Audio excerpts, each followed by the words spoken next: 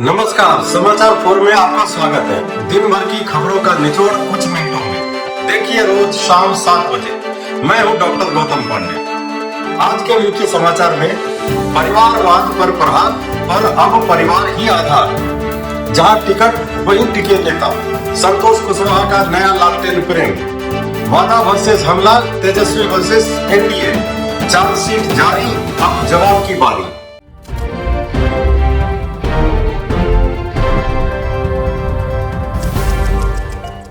अब समाचार विस्तार से। जरा सोचिए, जो व्यक्ति कल तक कह रहा था कि देश की राजनीति सिर्फ 1200 परिवार चला रहे हैं, वही आज उन्हीं परिवारों की ओर दोस्ती का हाथ बढ़ा रहा है। जी हाँ, बात हो रही है प्रशांत किशोर और उनकी पार्टी जनसुराज की, जिन्होंने चिराग पासवान को जनसुराज में विलय का ऑफर दे दिया है। राजनीति का गणित बड़ा दिलचस्प होता है, जहां कल के परिवारवाद आज संगठन विस्तार बन जाते हैं। और इसी बीच एक और खबर आई कि जदयू के वरिष्ठ नेता आरसीपी सिंह की बेटी लता सिंह ने जनसुराज का दामन थाम लिया है। अब जनता पूछ रही है, क्या ये वही 1200 परिवारों में से एक नहीं? शायद अब नई परिभाषा ये है, अगर परिवार मेरा हो तो जनसुराज, अगर दूसरों का हो तो परिवारवाद।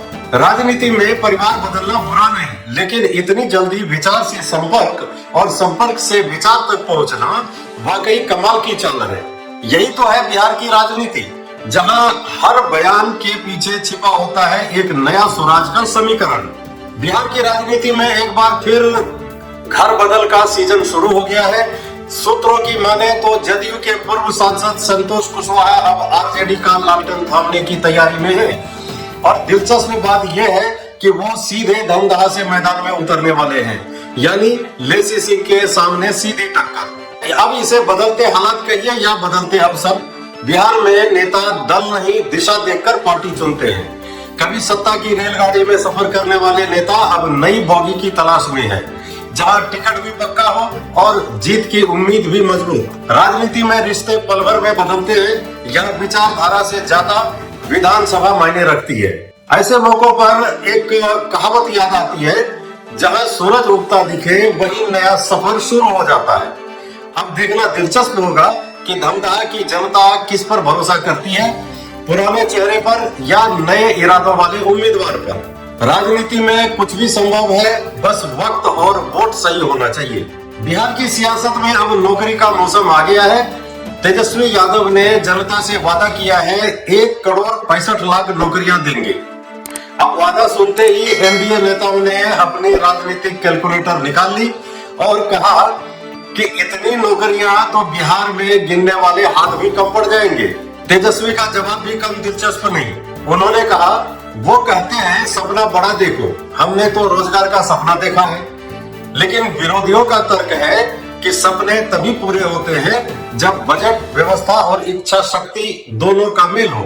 बिहार की जनता फिलहाल सोच में है कि क्या ये रोजगार योजना है या चुनावी जुमला योजना, क्योंकि हर चुनाव में नौकरियों के आंकड़े आसमान छूते हैं और नतीजों के बाद अक्सर जमीन पर धराशायी हो जाते हैं। राजनीति में आंकड़ों का खेल नया नहीं, यहाँ एक शून्य बढ़ाने से उम्मीदें बढ़ती हैं और एक गलती से सरकार घटती है। अब देखना यह होगा कि जनता इस बार किस पर भरोसा करती है, वादों पर या वास्तविकता पर। बिहार की राजनीति में अब चार्जशीट का मौसम आ गया है। कांग्रेस पार्टी ने एनडीए सरकार के बीते 20 साल को विनाश काल करार देते हुए सियासी हल्ला बोल दिया है। कहा जा रहा है कि इस चार्जशीट में बेरोजगारी से लेकर भ्रष्टाचार और शिक्षा से लेकर स्वास्थ्य तक सबकी गिनती की जाएगी।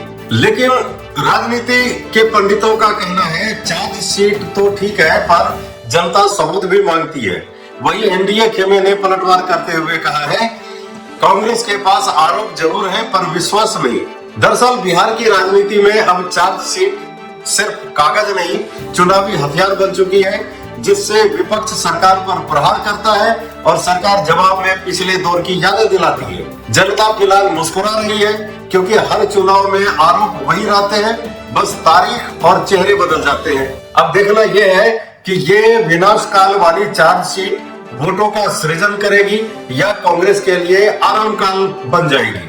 तो ये था हमारा आज का समाचार 4 का अंक। अगले अंक के लिए इंतजार कीजिए कल तक। तब तक के लिए धन्यवाद।